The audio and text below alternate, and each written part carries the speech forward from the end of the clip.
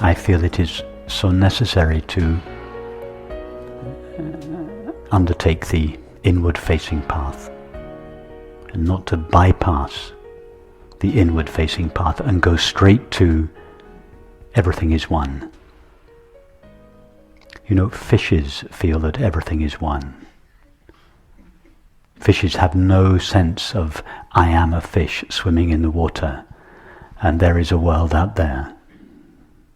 Infants feel one with their surroundings. They cannot separate themselves from their mother to begin with. And what we are not speaking of here is a kind of pre-verbal oneness that infants and animals experience. And this pre-verbal oneness is often mistaken on the contemporary non-dual scene with the oneness of non-duality. So it is for this reason that in most cases I feel that it is important to take this inward-facing path, to recognize not just that I am awareness, but to recognize the infinite nature, the infinite, unlocated, impersonal nature of awareness, and then to discover everything is that. And these two stages, you find them in all the traditions. In the Zen tradition, when they say, first the rivers are rivers and the mountains are mountains, then the rivers are no longer rivers and the mountains are no longer mountains, and then in the third stage the rivers are rivers again and the mountains are mountains again. So the first stage and the last stage, they appear to be the same. To begin with, the rivers are rivers. That's how the fish and the infant experiences. In the last stage, the rivers are rivers again. But in the first stage, consciousness is merged with experience. In the last stage, experience is merged in consciousness.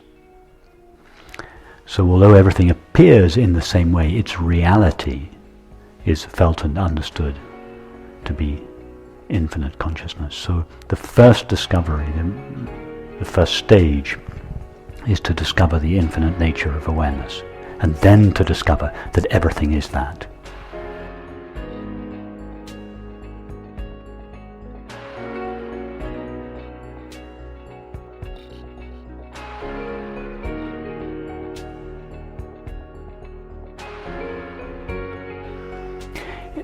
When I asked you the question, are you aware? You paused and said yes. The reason you said yes was because in between the question and the answer, you were aware of being aware.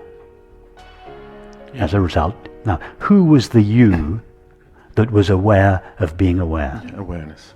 Now, so awareness is aware of being aware. Yeah. If awareness didn't know itself, none of us would know that we were aware. But the experience of being aware, is it an extraordinary experience, or is it the most obvious experience there is? It's not a mystical experience or a spiritual experience. It's just the most ordinary experience that nearly all people overlook. Why? Because of our fascination with the objective content of experience, thoughts, feelings, sensations and perceptions. Because we're so fascinated by the movie, we seem not to see the screen, although all we are seeing is the screen. So in our culture we ignore, most of us, the reality of consciousness. All that is ever known is consciousness. But so fascinated are we by the objective content of experience that we overlook it.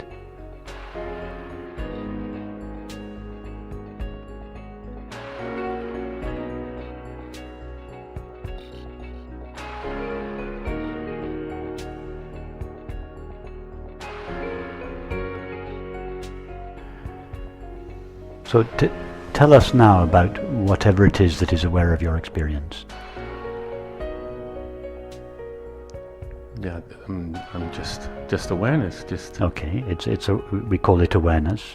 What else can you tell us about it from your experience? Looking and noticing, openness. It's open. Yes. It's experiencing or knowing or yes. Yeah. What else? It's available, and it's wide in a way. It's wide open. Yes. Yeah. Yes. What else? It's here. It's unmistakable. It's undeniable. Present. It's undeniable. Yeah. Keep going.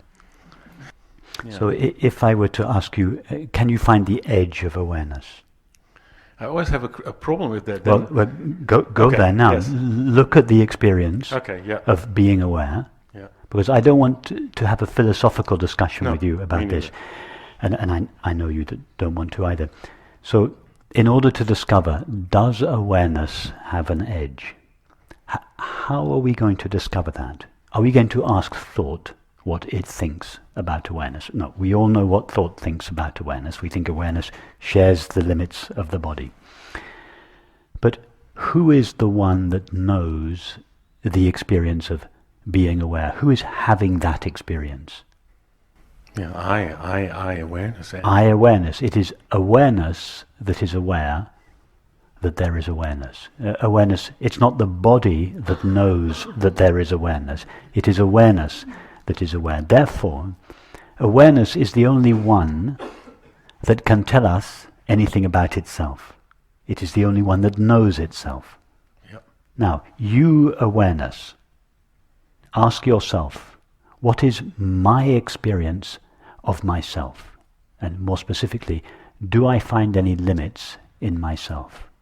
Now, in order to answer that question, you awareness have to look at yourself. You have to be aware of the experience of being aware. Now, go there. Do you find any limits to the experience of being aware? I find nothing there. I mean, nothing distinguishable. Well, you say you find nothing there. It's true, you find nothing there in the sense of you find no thing there. But if I were to ask you the question, are you aware? What would you say? Yes. Yeah, that comes from a positive experience. When I asked you, are you aware? You didn't say, I don't know. You said yes. And that yes comes from an unmistakable experience, albeit a non-objective one. So you're right, it is nothing, if by nothing you mean it is not a thing. But it is not nothing. There is something which is not a thing that enables you to say, yes, I am experiencing being aware. It's a unique experience. It's an experience that has no objective qualities to it, and yet it is an undeniable experience. If it wasn't your experience, you would have said no to the question, am I aware? Or, I don't know. But you said emphatically, yes. On account of what experience did you say yes to that question? On account that is all there is here. That. Now go there. You've acknowledged that you are experiencing being aware. Very much so, yeah. Perfect. Tell us about it. Does it have a limit? Can you find an edge to it? No, I cannot find any distinguishing features. I cannot find. So if you can't find any distinguishing features, what validity is there to your belief that it is located? Only something with distinguishing features could be located. Yeah. So your belief that it is located is at odds with your experience. Now, which are you going to trust? I have to admit that that's true.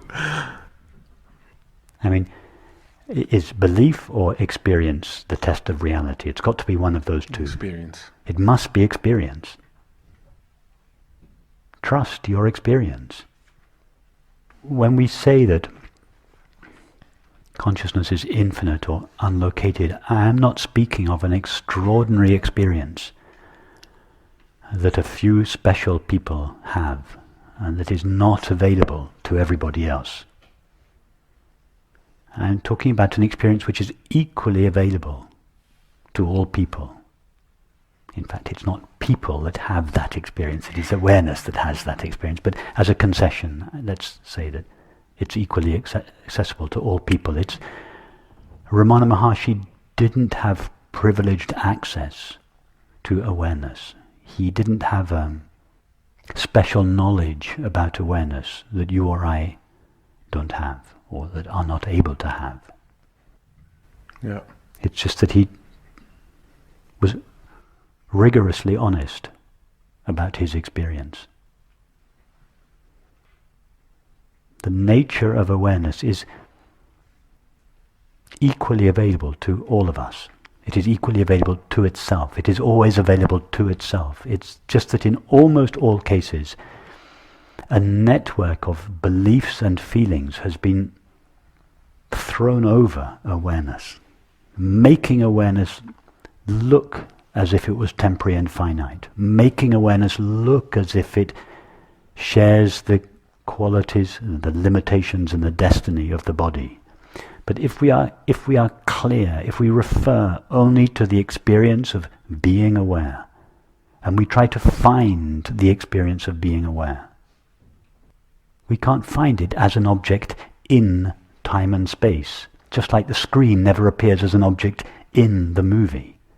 The movie is a colouring of the screen, but the screen never appears in the time and space that exists for one of the characters in the movie. The screen will never show up in your world. When I say in your world in this context, I mean the world of the finite mind, that is, the world that seems to exist in time and space. If we look for consciousness in time and space, we're like the character in the movie travelling the world in search of the screen. The screen never shows up in his world. His world is a modulation of the screen for which he is in search.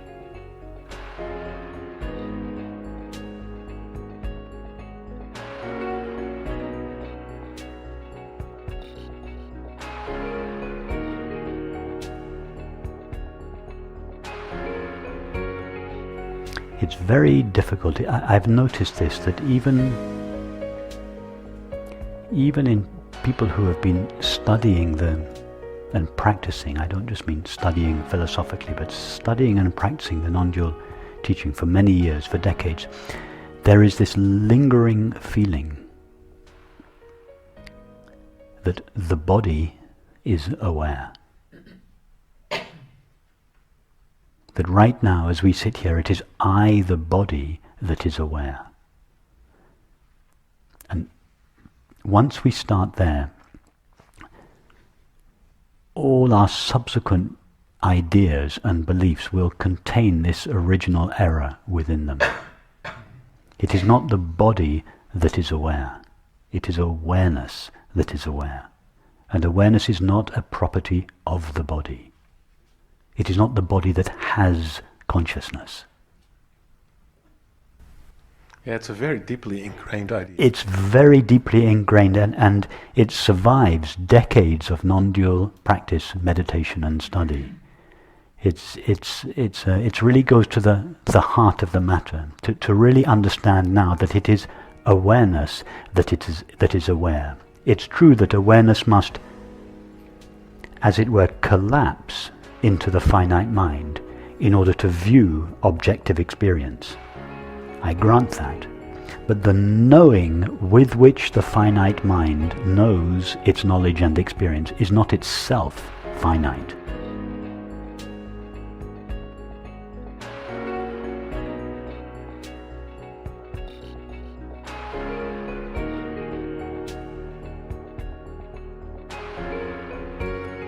I cannot say that knowing is here. That's the first error. I point to the body and I say knowing is here. You're right. Knowing is here. By here we mean the place at which experience takes place. Yes? Now have you noticed that wherever you are, it's here. So here is not one particular point in space. What is meant by here? Here is the place at which experience takes place. What is that place? That is the only place there is. That's awareness, or it's the heart awareness. Of all things. Yes. So here is not a place in space. Here is the dimensionless here of consciousness. And just like here is not a place in space, so now is not a moment in time. Have you noticed that it's always now? The mind just cannot conceive of No, that dimensionless. We cannot think of something with no dimensions. In other words, we cannot think of consciousness. That is why in the traditions we speak of the space-like presence of consciousness. In other words, we add a space-like quality to consciousness, and then immediately we can think of it. We say consciousness is a vast knowing space in which experience takes place. Well, consciousness is not a vast knowing space. The suggestion that consciousness is vast is just a thorn that is used to remove another thorn, which is consciousness is small. Consciousness is locked up in my body. In reference to that belief, the teaching says, no, consciousness is vast. It relieves us of the thorn, the belief consciousness is small. But once we have taken once the idea consciousness is vast, has done its job, we then need to abandon the consciousness is vast idea. We have to throw away the thorn that removes the thorn. Consciousness is not small, it is not vast, it is without dimensions. Because dimensions only come into apparent existence. The single dimension of time comes into existence through thought, and the three dimensions of space come into apparent existence through perception. Mind is thought and perception. In other words, the four dimensions of time and space come into apparent existence through mind, through the finite mind. But before the finite mind rises out of infinite consciousness, there is no time and space. There are no dimensions. Don't try to think of that. But isn't that our experience? What do we all experience in deep sleep? The mind is not present in deep sleep. Does anyone have any experience of time or space in deep sleep? No. Time and space are not properties of external reality. Time is consciousness refracted through the prism of thought. Space is consciousness refracted through the prism of perception. So the stuff that time and space are made out of is consciousness. But time and space is what consciousness looks like when viewed through the prism of the finite mind. So time and space are real, but their reality is infinite consciousness. Just like the three-dimensional landscape we see in the movie is a modulation of the two-dimensional screen. The reality of the three-dimensional landscape is the two-dimensional screen. So that the finite mind superimposes its own limitations on reality, forgets that it has done so, and presumes that those limitations are qualities of reality. No, they are simply its own limitations. They are what reality looks like when viewed through the glasses of the finite mind. And this is so in line with our experience. It's not going anywhere. It's standing still. Thoughts and perceptions are flowing through it. It is not flowing through thoughts and perceptions or with thoughts and perceptions. But in the final analysis, when we look for the objects, the things separate from the subject, we never find them. Nobody has ever found a discrete object in existence. All we find is the knowing of experience, and that knowing never goes away. Hence it says in the Bhagavad Gita, that which is never ceases to be. That which is not never comes into existence. There are no things.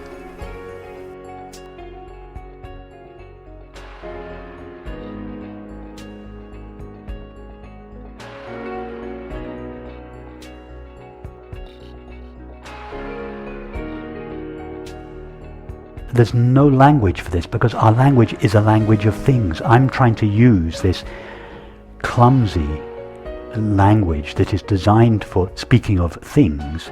I'm trying to use it to speak of that which is, but which is not itself a thing. And I'm just doing my best with metaphors and analogies, but they all fall short to a greater or lesser degree. Hence poetry and art and music. There are other ways of expressing reality. Well, you're doing an extremely good job. Thank you. No, I mean, it's just the width and the depth of your explanations have been very helpful, and they are very helpful, and they are very unlike anything I've listened to a few people, but you know, I was on a classical Advaita path for 25 years, mantra meditation, Shankaracharya. Ramana Maharshi was beside my bed for 25 years. I read it over and over again, and like someone said yesterday, was it Daniel? I can't remember. I knew what he was saying was true. From the moment I opened it, I knew it was true. And as Daniel said yesterday, I could never read another book.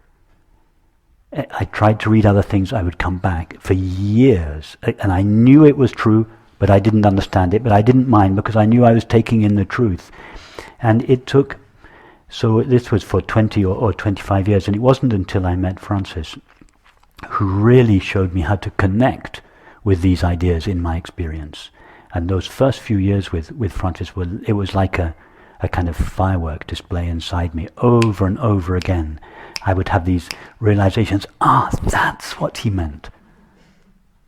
Why didn't he say it like that? And of course I would then go back to the book and realize he did say it exactly like that. But that I couldn't connect to it. I had this intuition, this is true. I knew it was true, but I couldn't make it my own. And no amount of mantra meditation, no amount of reading would make it my own. It was only when I met Francis and we had these conversations and I went through all the experiential meditations that I started understanding. And when I say understanding, I mean experiential understanding. It became my experience. And then I went back to Ramana Maharshi and Nisargadatta and later Atmananda Krishna Menon, and I thought, and the Shankaracharya, it's all there. They said it all, but they hadn't elaborated the pathways. They did to a certain extent, but I needed. This is no criticism of their beautiful teachings, but I had not been able to join the dots. It was only when I met Francis and he gave me these experiments with my experience that it began to be clear, and that I then began to start formulating and making up my own pathways.